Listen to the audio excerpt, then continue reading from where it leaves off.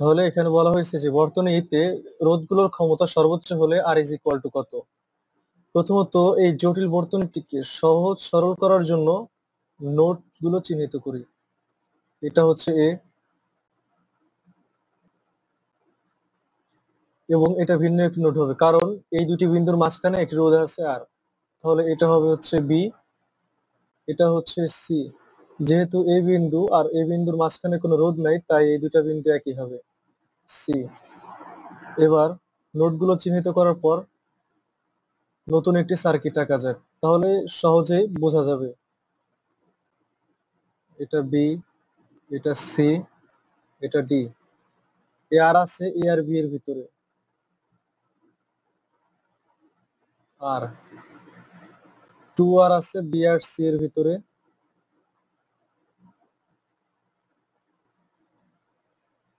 3R আছে। ও আচ্ছা, এখানে একটা বিন্দু দিতে হবে, কারণ এই বিন্দু আর এই বিন্দু, এই বিন্দু এই বিন্দু এবং এই বিন্দু এই বিন্দুর মাঝখানে একটা করে রোধ আছে, তাহলে এটা হচ্ছে ডি।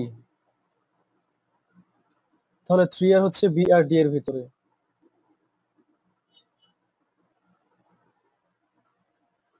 এরপর 2R হচ্ছে এ আর ডি এর ভিতরে,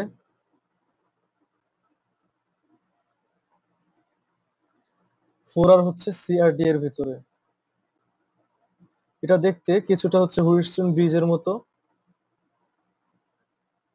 এখানে দেখা যাক বাম পাশের আর ডান পাশের রোধগুলোর অনুপাত সেম হয় কিনা। এখানে R by 2R is equal to 2R by,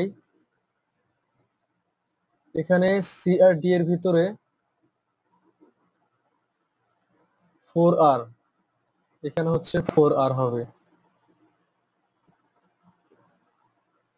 তাহলে এটা 4R, তাহলে এটার অনুপাত হয় মূলত 1/2, এটা হচ্ছে 1/2 হয়।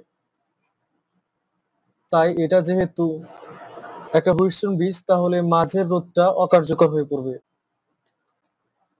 এবার তাহলে আরেকটু সরল করে যদি আঁকি,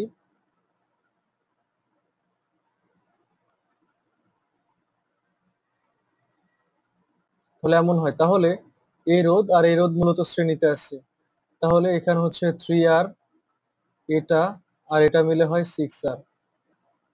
এটার যদি তুল্য রোধ বের করা যায় সমান্তরালে, তাহলে হবে 2R, অর্থাৎ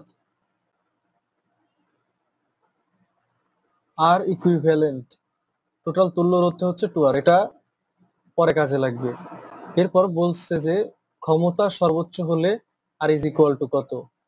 তাহলে এখানে যেহেতু ই দেওয়া আছে তড়িৎচালক শক্তি, আর হচ্ছে অভ্যন্তরীণ রোধ, তাহলে আই এর যে সূত্রটা ব্যবহার করবো এটা হচ্ছে E by R plus small r, আর P is equal to I square R. এখানে যেহেতু রোধগুলোর ক্ষমতা সর্বোচ্চের কথা বলা হয়েছে, তাই এখানে মূলত এটার আই এর ভ্যালুটাকে বসাই E square by whole square into R. এটা মূলত অন্তরীকরণে আমরা যেমন লঘুমান গুরুমান বের করতাম সেই একই প্রসেস। তাহলে এটার অন্তরীকরণ যদি বের করি ক্যাপিটাল আর এর সাপেক্ষে, তাহলে এমন হয় ইউ বাই ভি এর রুলস, এটা আর প্লাস স্মল আর হোল স্কোয়ার, এরপর আর প্লাস স্মল আর হোল স্কোয়ার, এটা হচ্ছে কনস্ট্যান্ট থাকবে। আর ইউ কে যদি ডিফারেন্সিয়েট করি তাহলে হবে ই স্কোয়ার মাইনাস, এবার ই স্কোয়ার আর হচ্ছে কনস্ট্যান্ট থাকবে, into 2 into R plus small আর।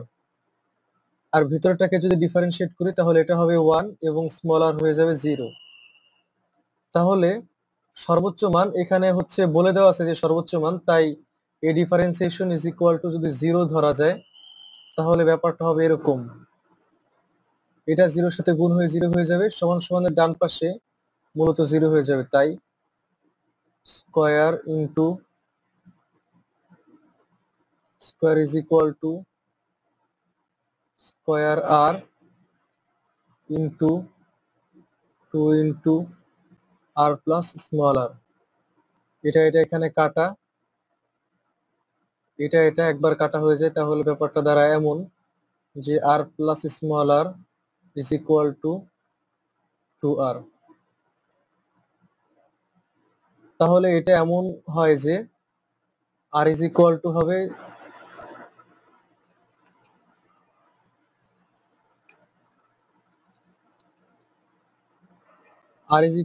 Small r. আর ইকুইভ্যালেন্ট এটা হচ্ছে মূলত R equivalent. R equivalent is equal to 2R। তাই 2R। এখানে অভ্যন্তরীণ রোধ হচ্ছে 4 ওহম। তাই 4। তাহলে আর ইজ ইকুয়াল টু হবে 2 ওহম। এটাই হচ্ছে উত্তর।